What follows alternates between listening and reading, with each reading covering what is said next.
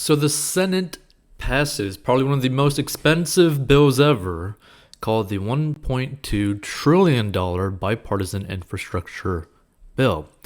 Welcome to 14box.com, where we help you master your money. Now let's get into this story because this is expensive.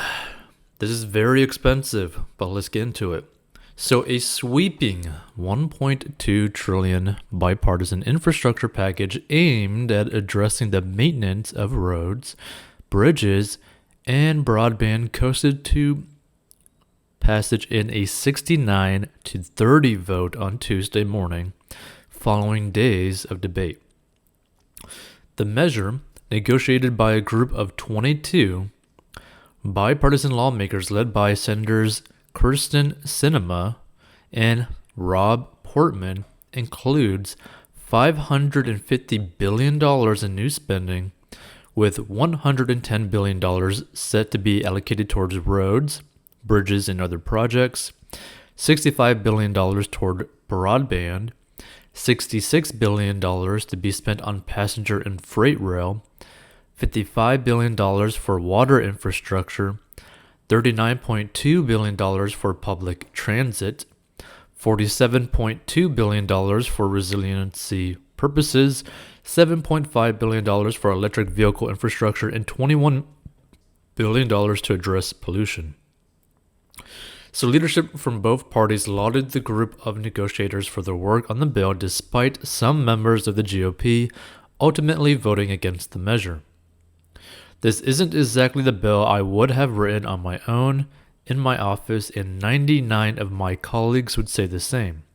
This is a compromise product crafted by colleagues with big principal differences in the Senate, with the narrowest possible split, Senate Minority Leader Mitch McConnell said on the floor Saturday. But in my view, what our early statesmen called internal improvement is a core government responsibility. The American people need roads, bridges, ports, and airports to build their businesses, build their families, and build their lives. Republicans and Democrats have radically different visions these days, but both those visions include physical infrastructure that works for our citizens. Its passage comes after months of negotiations, with lawmakers overcoming a series of hurdles as they look to iron out details on a bill both parties could support. While a sizable number of Republicans backed the measure, a handful of conservatives rebuked the bill, raising concerns about spending levels and its impact on the deficit. So Sinema and Portman dismissed allegations that the bipartisan measure would have a negative impact on the economy. The investment is being made without new tax hikes on everyday families.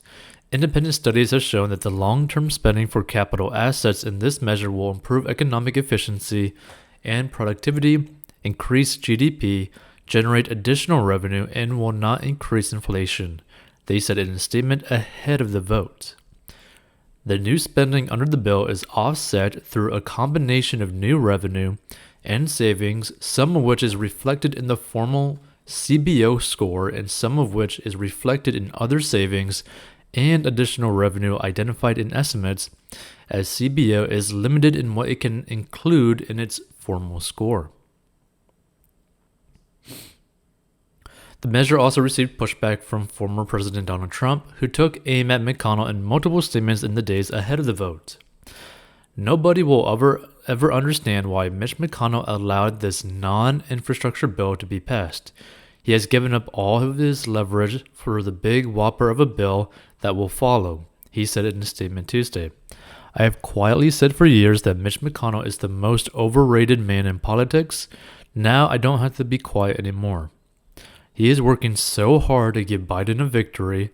Now they'll go for the big one, including the biggest tax increases in the history of our country.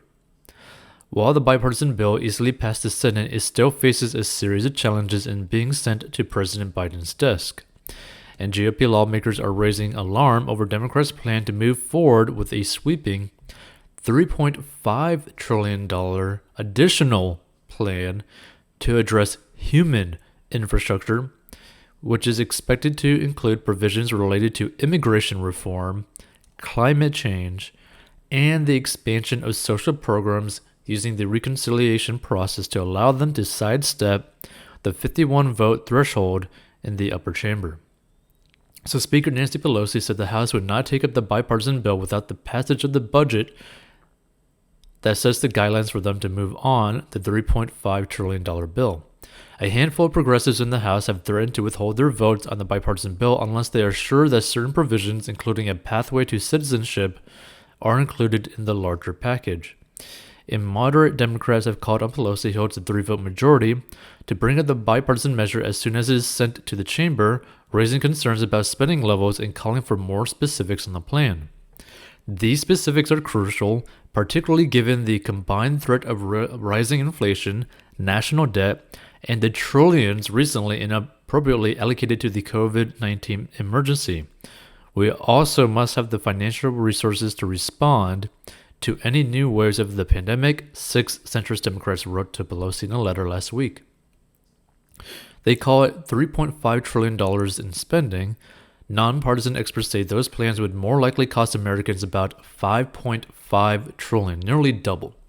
So trillions more borrowing and trillions more spending when inflation is already sticking American families with higher costs, McConnell said Monday.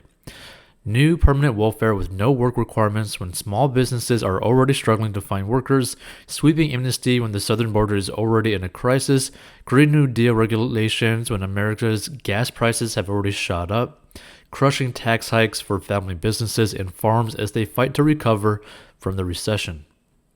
Senate Majority Leader Chuck Schumer announced on Monday evening the chamber would take up the budget resolution shortly after the Senate passed the bipartisan bill, which would be followed by a vote-a-rama allowing senators to put forth a series of amendments. So let's kind of like break this down a little bit, because here's the thing, right? There's going to be a lot of consequences to this action and to the further action of them potentially most likely passing the other bill as well, right? That 3.5 trillion. So on top of that, it's going to be like nearly $7 trillion in extra spending that the country does not have, right? Because here's the thing that you got to understand, right? To those that end up stumbling upon this or listening to this, you can't keep spending money when you have no money. That is like the foundation of personal finance, right? Spend less than what you make. And yet, these senators absolutely suck. Like, they suck so hard when it comes to money that is actually like disturbingly depressing, right? Because here's the thing that you gotta do, right? Like, let's just use an example of like another place like Saudi Arabia, right? And it's like very progressive, but then also very conservative in a lot of ways, right? Like, politically and, basically religious standpoint, all that kind of stuff, right? They're very conservative. Economic standpoint, they tend to be pretty progressive, right? Where there's, free college, completely free education, free healthcare, right? Very easy to like basically find a job there, right? There's basically like, no employment issues in Saudi Arabia, right? But guess what? There's also no taxes, right? So there's no taxes, free healthcare, free college, right? And they're able to do that because the country itself is extremely profitable because they create oil, right? Like, they sell oil. So this is the thing that people need to understand. And this is really how the United States really needs to focus their efforts on. And it's to create something that they can make money off of instead of just printing non-existent money, right? Like, they're literally just printing money that doesn't even exist, right? So what they need to do, what the United States needs to do, is create a profit. And here's the thing, it wouldn't be that hard for the United States to create a profit, right? Because here's the thing that's so crazy, right? Like we have massive, massive oil reserves in this country, right? That we could easily start drilling and start just making disgusting amounts of money, making it extremely profitable. We can make all the manufacturing that is going on in this country, again, creating massive amounts of money, right? Like we could cause this country to be extremely profitable so that all this extra profits that the country is able to produce can fund all these different projects that people want to fund, right? But the problem with passing bills like this is that you're literally borrowing from our current time frame, our lifetime, right? Like you're literally borrowing our money, right, in today. You're borrowing our future kids' money down the line, and even their future kids' money down the line, right? Instead of creating a profit so that you could help boost everybody now and in the future, right? So this is something that you could really learn from this whole situation, is to not operate your life like this. Like this is like literally the worst way to run your finances, by spending more money than you make. Okay? Keep that in mind. That is the worst way to live your life, by spending more money than you make. Okay? You cannot out earn your stupidity. Period. End of story. And people really need to understand that you cannot out earn your stupidity. And the United States really needs to understand this and actually turn a profit for once. But here's the thing. If you need help with mastering your money so that you can live below your means, meaning that you could actually have money in the bank, be debt-free, and start investing in a very simple and easy to follow along process, go check out 40inbox.com to learn the secret to mastering your money, and we'll see you in there.